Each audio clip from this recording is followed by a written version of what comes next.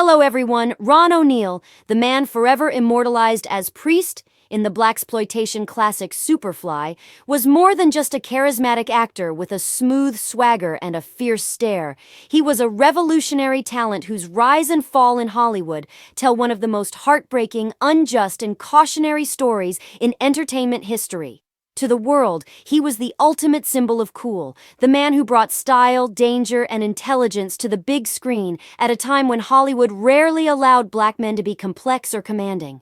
But behind the sharp suits, behind the confident smirk, was a man fighting against a machine that never wanted him to succeed.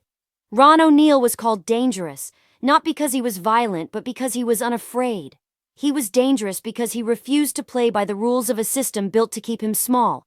And in the end, that courage, that fire, that insistence on truth would cost him everything.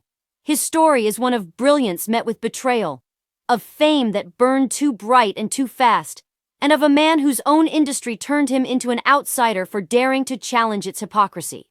Born in Utica, New York, in 1937, Ron O'Neal didn't come from privilege or opportunity. He grew up in a working-class family, his mother dying when he was just a teenager, leaving him with a sense of loneliness that would haunt him for years.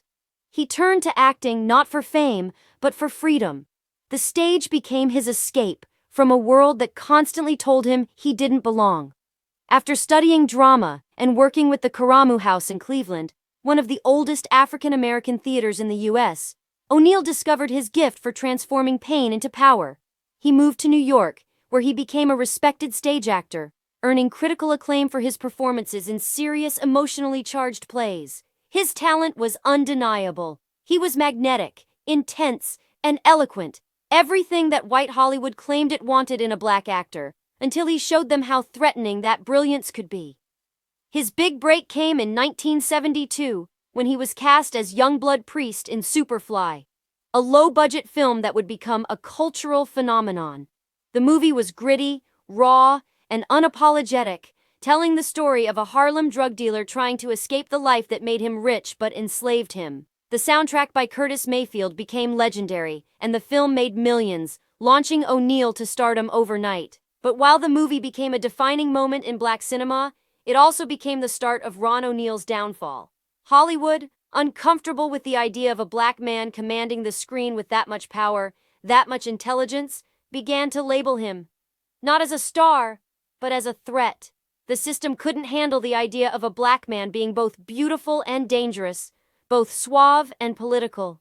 He was too real, too bold, too uncontainable, and so they began to quietly shut the doors. O'Neal later revealed that his sudden fame was a double-edged sword.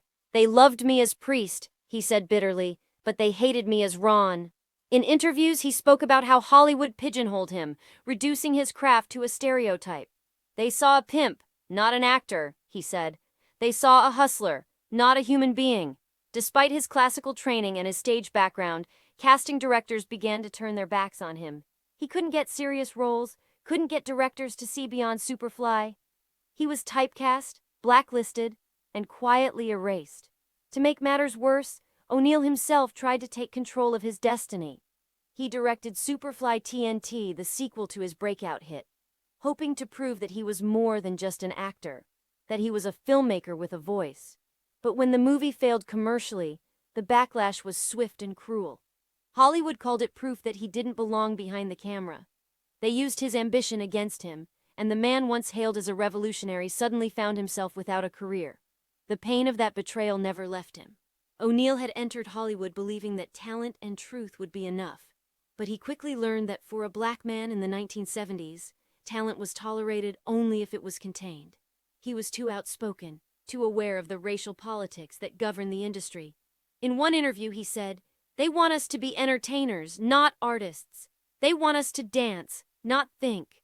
Those words, courageous and cutting, were also his death sentence in Hollywood. While his white contemporaries found steady work and respect, O'Neal struggled to find roles that weren't insulting or demeaning. He turned back to the stage, where his genius was still appreciated. But even there, the shadow of Superfly loomed over him. The character that had made him famous "Priest followed me everywhere," he said sadly. "He became my ghost." As the years passed, the glitz faded, and O'Neill's career became a series of near misses and quiet disappointments. He appeared in television shows and smaller films, but the world that once cheered for him had moved on. Yet, through it all, he remained defiant, dignified, and deeply intelligent. He spoke openly about how Hollywood systematically destroys black artists who refuse to conform.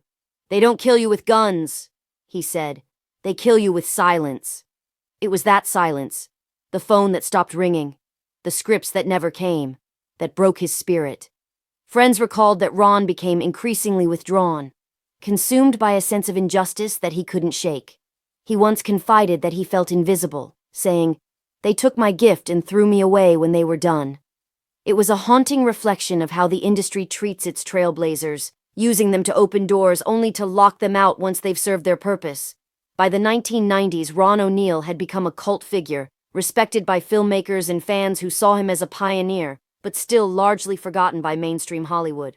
Younger generations rediscovered Superfly, recognizing it not as glorification of crime, but as a sharp critique of the American dream sold to black men in a racist society.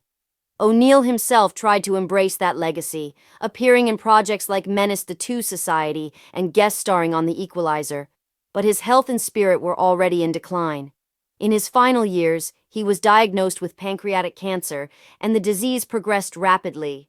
True to his nature, he faced it with quiet strength, rarely speaking publicly about his suffering. "I've been fighting my whole life," he told a friend. "This is just one more fight." He passed away in 2004 at the age of 66, far too soon, and far too forgotten by the industry that had once called him a star. The tragedy of Ron O'Neil is that he was ahead of his time.